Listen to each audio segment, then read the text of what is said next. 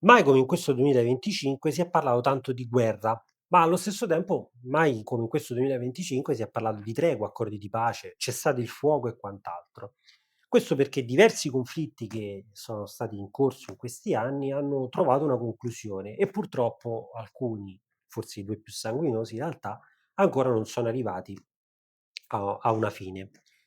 Beh, molti di questi conflitti, di queste paci che sono state siglate ce le siamo un po' dimenticate perché riguardano dei luoghi lontani, remoti, meno conosciuti,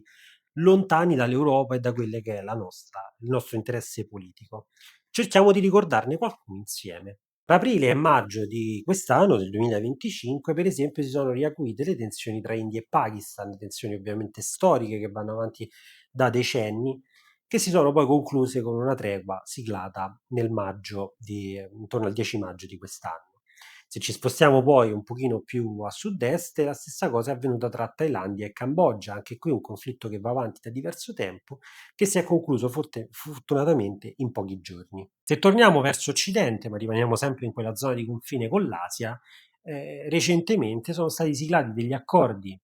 quanto più possibile definitivi si spera, tra l'Azerbaigian e l'Armenia per il conflitto del Nagorno-Karabakh, che come è noto nel 2023 si è concluso con la definitiva cessione di ogni prerogativa su questo territorio da parte dell'Armenia. Più controversi, curiosi, particolari o che come volete definirli decidete voi, sono gli accordi di pace tra Ruanda e Repubblica Democratica del Congo. Particolari perché in realtà tra i due stati non c'è una vera e propria guerra, tanto più che in realtà è la Repubblica Democratica del Congo che sta combattendo una battaglia con una organizzazione paramilitare, l'M23, che agisce nell'est del paese ed è supportata abbastanza alla luce del sole, sia economicamente che militarmente dal Ruanda. Questo perché il territorio in cui opera questa associazione paramilitare è molto ricco a livello di giacimenti minerari ed è uno dei territori più ricchi di tutta l'Africa. Sono stati quindi siglati questi accordi mediati in parte anche dagli Stati Uniti che in teoria dovrebbero portare il Ruanda a cessare questo appoggio verso questa associazione paramilitare e quindi di conseguenza facilitare il compito al governo del Congo e all'esercito congolese di liberare i territori occupati, anche se tuttavia in queste trattative l'M23 non è stato coinvolto e continua ad operare indisturbatamente in quelle zone. Insomma, tra tanti conflitti soluti e altri che invece speriamo si risolvano presto, le trattative di pace sono una parte importante di quella che è la storia dell'umanità. Si vis pacem para bellum, dicevano i latini, con una frase che è stata molte volte utilizzata in maniera impropria, ma che sostanzialmente aveva come significato non tanto quello di armarsi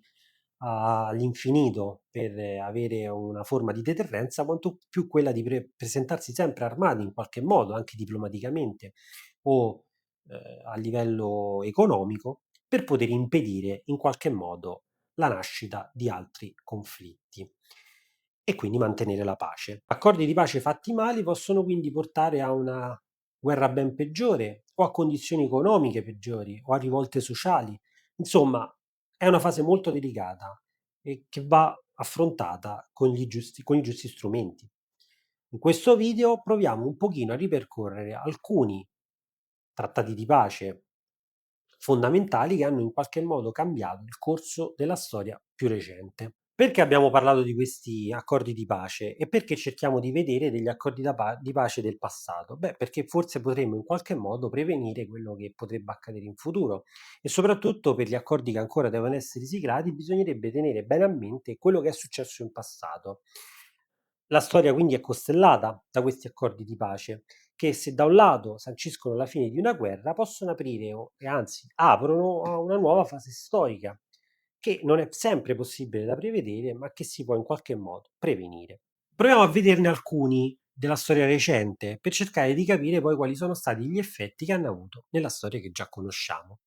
Questo è un nuovo episodio di Storie dal passato, il podcast di The History Tales, in cui cerchiamo di affrontare quelli che sono gli eventi significativi che hanno caratterizzato la nostra storia. Come al solito, se non l'avete già fatto, iscrivetevi al canale e seguiteci su tutti gli altri social. Innanzitutto così rimarrete aggiornati sui video in uscita e poi ci aiuterete nel nostro lavoro. Comunque, bando alle ciance, cominciamo Sigla e poi partiamo.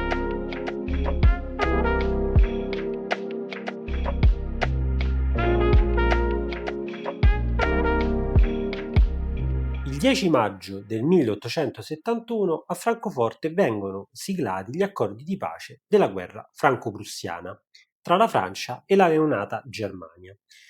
La guerra franco-prussiana è uno dei conflitti più importanti della storia recente dell'Europa, un conflitto che ha segnato profondamente il secolo XIX e che ha avuto degli importanti riflussi anche poi nel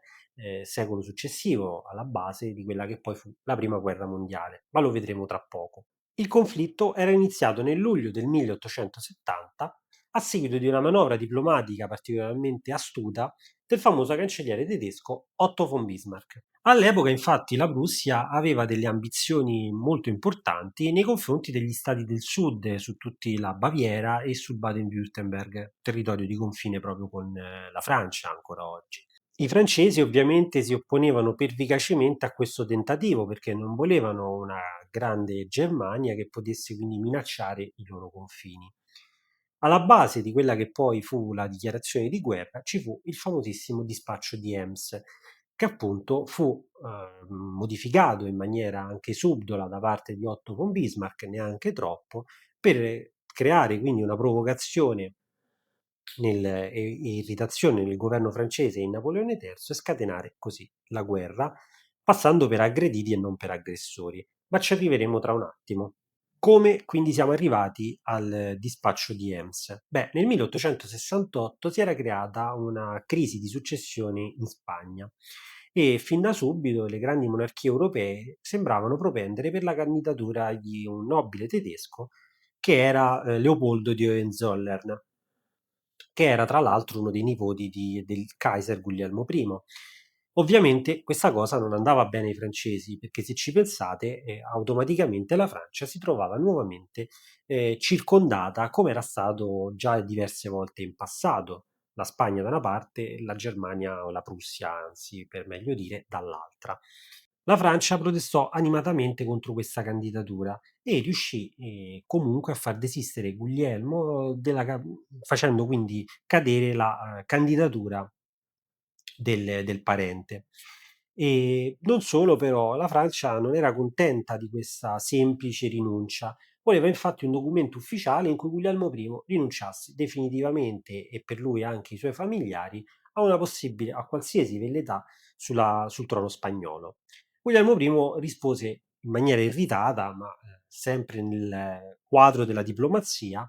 rifiutandosi e considerando la questione completamente chiusa. Decise quindi di informare Bismarck della decisione in modo che potesse poi muoversi in maniera diplomatica e inviò un dispaccio in cui si lamentò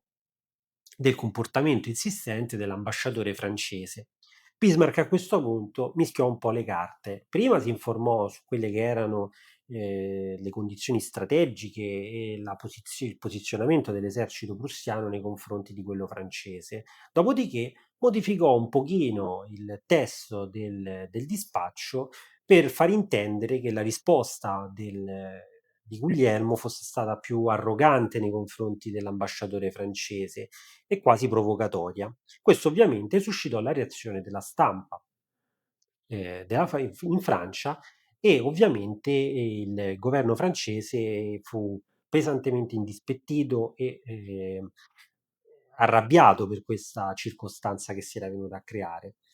Beh, Otto von Bismarck era veramente una vecchia volpe e aveva ben capito che poteva calcare ulteriormente la mano. Fece infatti, rese noti alcuni atti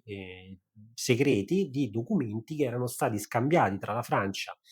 e la Prussia all'epoca della guerra austro-prussiana, in cui i francesi sostanzialmente affermavano di non entrare in guerra a fianco degli austriaci, quindi lasciando campo libero ai prussiani, in cambio però del Belgio e di parte del Belgio e del Lussemburgo. Ovviamente questi erano dei piani segreti e rivelavano un po' in tutta Europa quelle che erano le ambizioni territoriali della Francia e quindi a questo punto avevano completamente messo in luce la Francia come un paese fortemente espansionista che aveva delle intenzioni politiche di dominio su tutto il continente europeo, facendo tornare un po' in mente la minaccia di quello che era stato Napoleone non pochi anni prima. A questo punto i francesi non poterono fare altro che dichiarare guerra alla Prussia e questo avvenne, come detto, nel luglio del 1870. Si aspettavano una reazione dal resto d'Europa che tuttavia non arrivò proprio perché l'Inghilterra, ma anche la stessa Russia, vedevano ormai la Francia come una minaccia nel possibile espansionismo.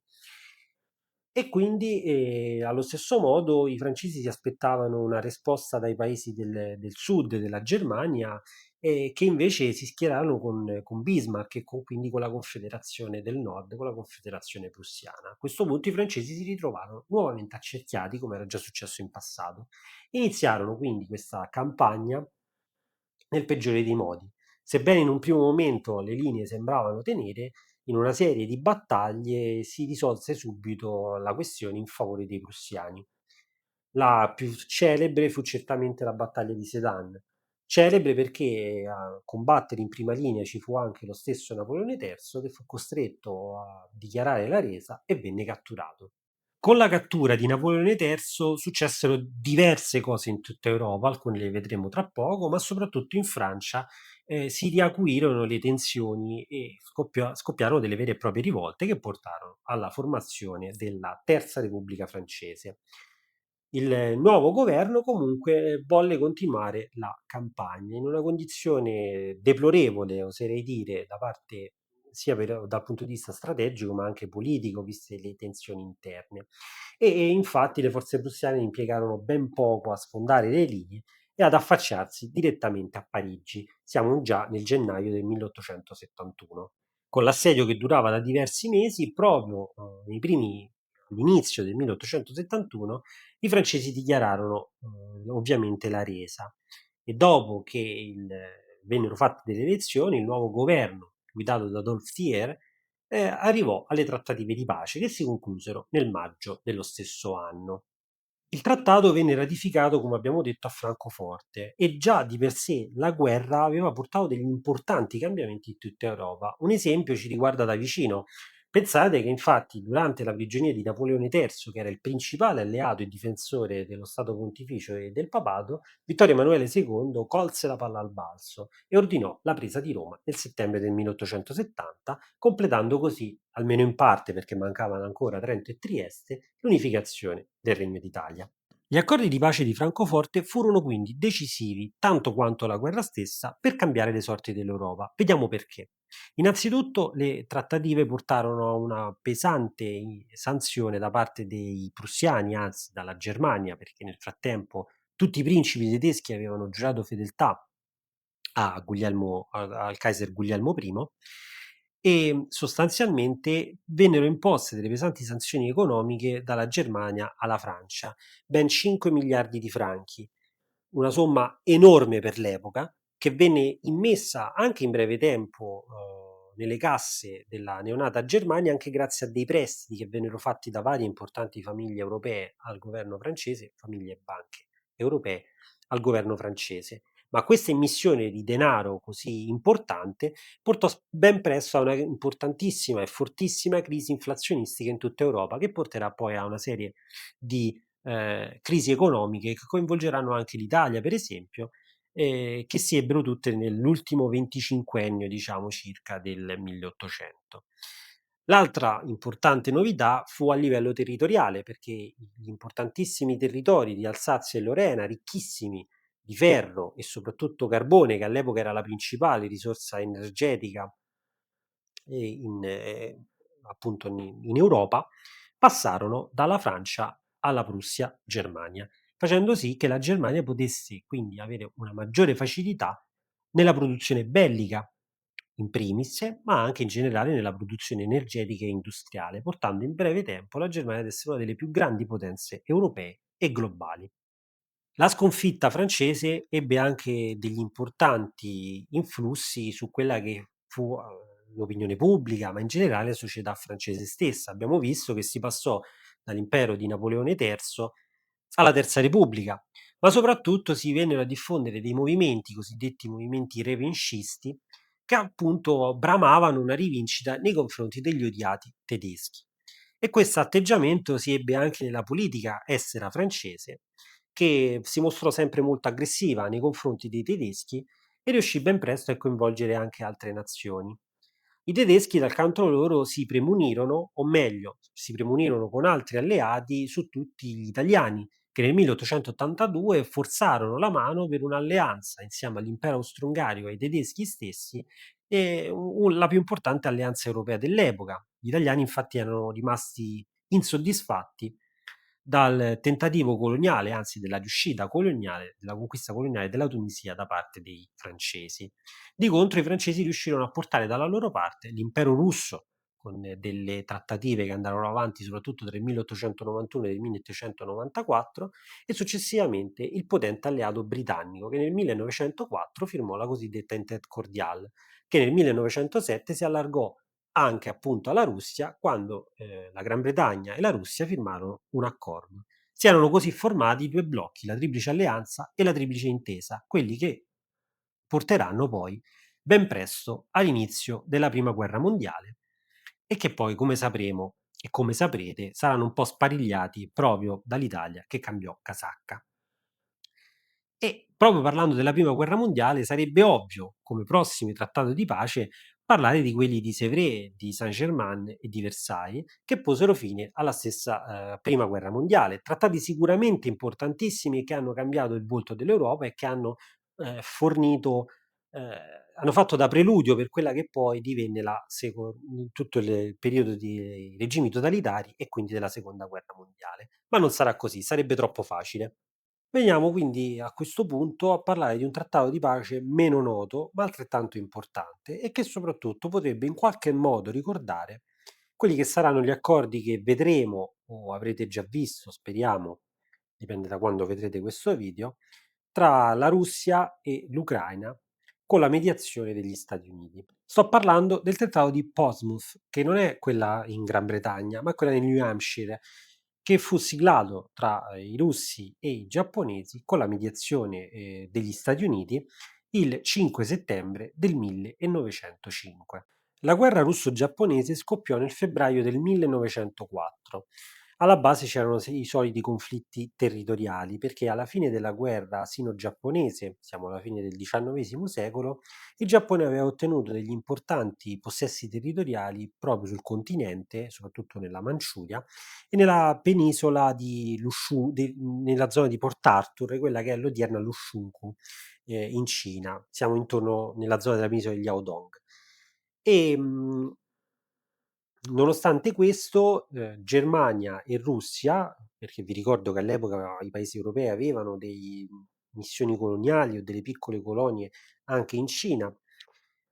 non volevano che i giapponesi avessero tutto questo predominio anche sul continente e quindi chiesero di sgombrare proprio Port Arthur, che era una zona particolarmente strategica a livello economico e a livello militare. Nonostante i giapponesi accettarono di lasciare questi territori, ben presto vi fu aperta una missione russa che iniziò a costruire fortificazioni e attività di ogni genere, portando quindi a un controllo non de iure ma de facto di Port Arthur. Vi fu un tentativo di mediazione tra gli interessi giapponesi e gli interessi russi da parte di diverse potenze, in primis la Gran Bretagna, che si protrassero per ben 2 anni, tra il 1902 e il 1904, che però portarono a un nulla di fatto. Così i giapponesi, il 9 febbraio del 1904, decisero di attaccare la flotta russa a Port Arthur, con un attacco a sorpresa e senza una effettiva dichiarazione di guerra, che però ovviamente fu automatica a seguito dell'attacco. I giapponesi si dimostrarono fin da subito estremamente più efficienti. L'esercito russo soffriva dei soliti problemi logistici, aveva gran parte delle sue forze nella parte diciamo europea e quindi impiegavano diverso tempo per fare tutta la Russia e arrivare ad Oriente. E infatti i nipponici inflissero una serie di sconfitte anche sul campo terreno, diciamo, in particolar modo nei pressi del fiume Yalu, e il 10 agosto affondarono gran parte della flotta a Port Arthur, che tra l'altro poi cinsero d'assedio. un assedio che si protrasse per diverso tempo e quindi nel frattempo i russi tentarono di porre un riparo spostando la flotta del Mar Baltico, portandola nelle acque del Pacifico. Ovviamente questo spostamento impiegò diverso tempo e nel frattempo i giapponesi continuarono a mantenere saldo il predominio sulla terra e quando la flotta arrivò nel maggio del 1905 fu sconfitta dai giapponesi nella famosa battaglia di Tsushima, una battaglia importantissima che sancì anche la fine del conflitto. Con questa battaglia navale e la fine della guerra, il Giappone divenne il primo paese asiatico a sconfiggere un paese europeo. Questa è una cosa che, vista con gli occhi di oggi, ha un'importanza fondamentale, soprattutto se consideriamo che apre un po' le porte di quella che è la globalizzazione, il globalismo e anche gli interessi globali che ancora oggi per noi sono quotidianità, ma che per l'epoca non era così in un paese fortemente eurocentrico o comunque atlantico-centrico e con ancora diverse colonie. Il Giappone vide come risultato anche territoriale riconosciuto quindi il suo predominio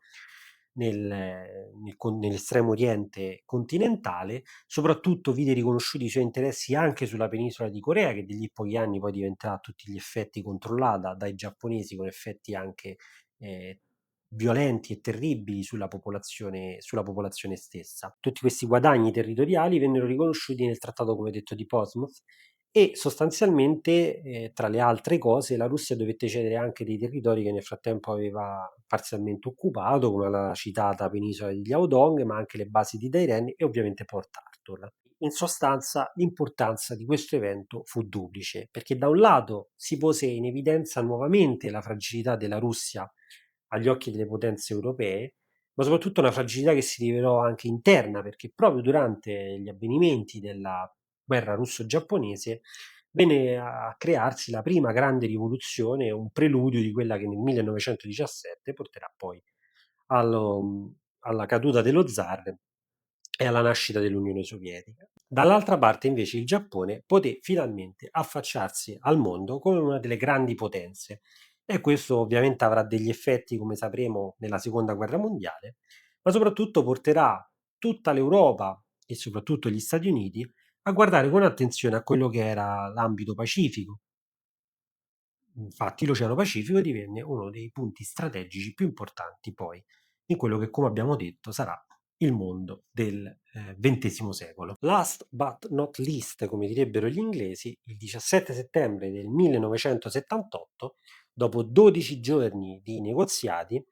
il presidente egiziano Anwar al-Sadat e il primo ministro israeliano Menachem Begin siglarono i famosi accordi di Camp David, mediati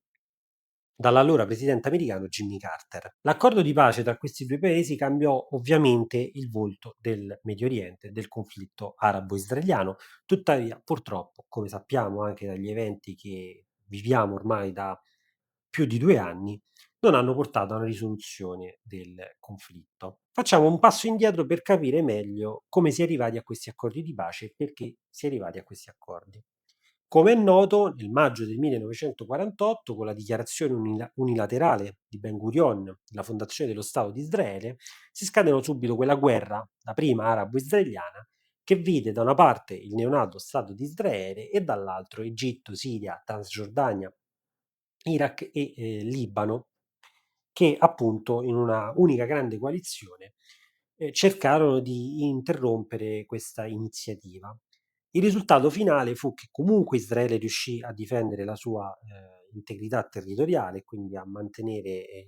appunto l'esistenza del neonato Stato, che alcuni dei paesi arabi conquistarono alcuni dei territori che in realtà dovevano essere stati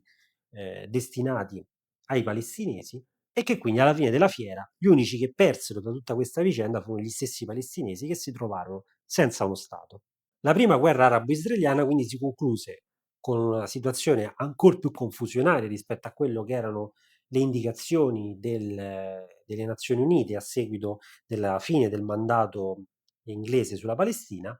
ma soprattutto appunto con una situazione di tensione che si protrasse negli anni e che ancora oggi viviamo. Il secondo capitolo di questa tensione avvenne nel 1956, quando l'Egitto decise di chiudere il transito al canale di Suez privatizzandolo sostanzialmente, scatenando la reazione di Francia e Gran Bretagna, che però non intervenirono militarmente perché bloccati e dall'Unione Sovietica e dagli Stati Uniti d'America, cosa che invece fece Israele, intervenendo e occupando quella che per diversi decenni diventerà un territorio di contesa fra i due stati, cioè fra Egitto ed Israele, ovvero il Sinai. Israele occupò quindi il Sinai per avere poi il suo sbocco sul canale di Suez e quindi mantenere la possibilità di transitarvi. Alla fine la guerra si concluse comunque con una sottospecie di nulla di fatto e il Sinai stesso fu restituito all'Egitto tramite la mediazione dell'ONU. Israele ed Egitto quindi divennero i due principali contendenti dell'area, almeno proprio fino agli accordi di Camp David. Nel giugno del 67 si svolse poi la celeberrima guerra di 6 giorni, quella in cui Israele, con un attacco a sorpresa, distrusse l'aviazione di tutti i suoi nemici, tra virgolette, che lo circondavano, quindi di tutti i paesi arabi intorno, e rioccupò per l'ennesima volta il Sinai, nonché poi la striscia di Gaza e la gran parte dei territori che erano rimasti liberi dell'odierna Cisgiordania. L'ultimo evento bellico degno di nota fu poi la cosiddetta guerra dello Yom Kippur del 1973, quando, con un tentativo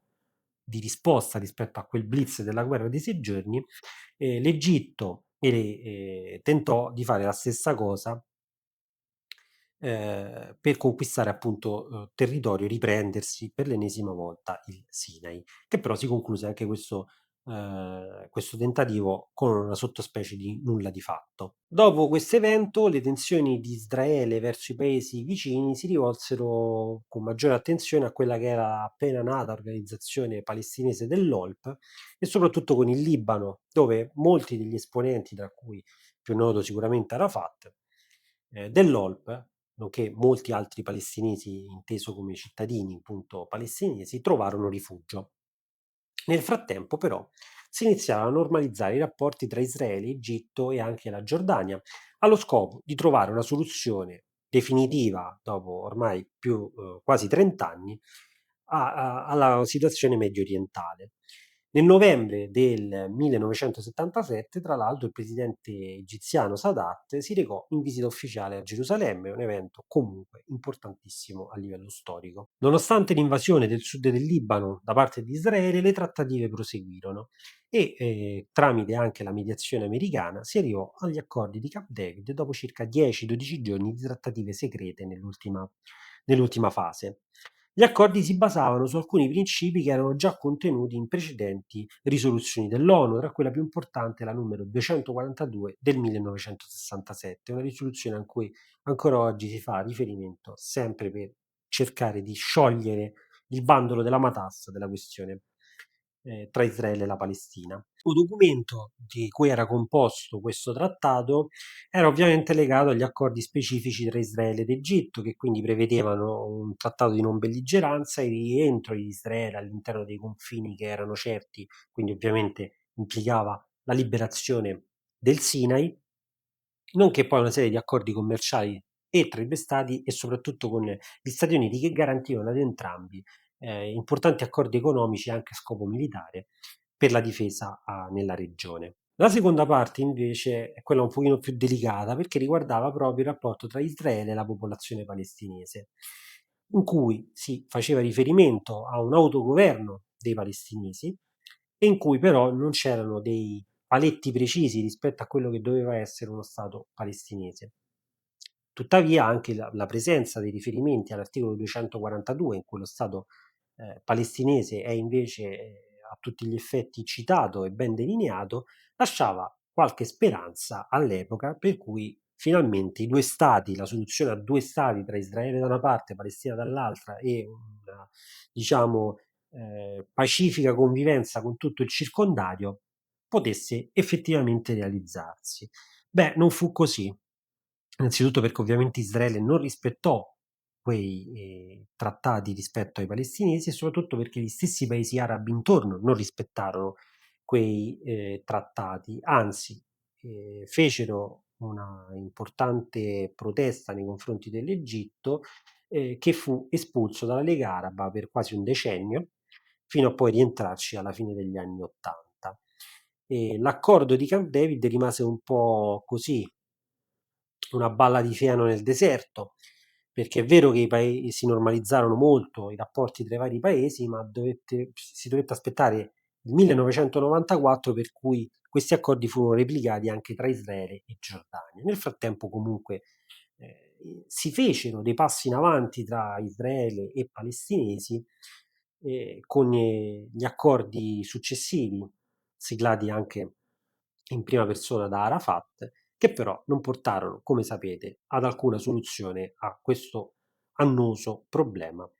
creato in realtà da noi europei nel 1948. La mancanza quindi di confini certi e stabili per lo Stato palestinese e di contro anche la mancanza di garanzie contro il terrorismo nei confronti di Israele hanno portato nuovamente a una situazione di conflitto che ancora oggi vediamo purtroppo tutti i giorni con la morte di decine, centinaia di migliaia di palestinesi.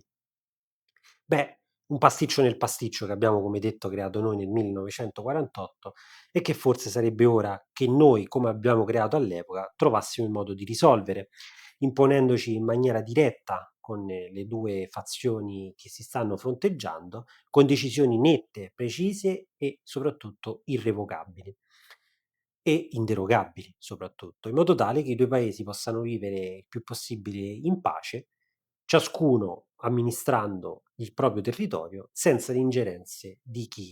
dei vicini. Con questa amara riflessione concludiamo questo video. Come abbiamo visto, talvolta non bisogna sottovalutare gli effetti delle trattative di pace, perché accordi di pace ingiusti o accordi di pace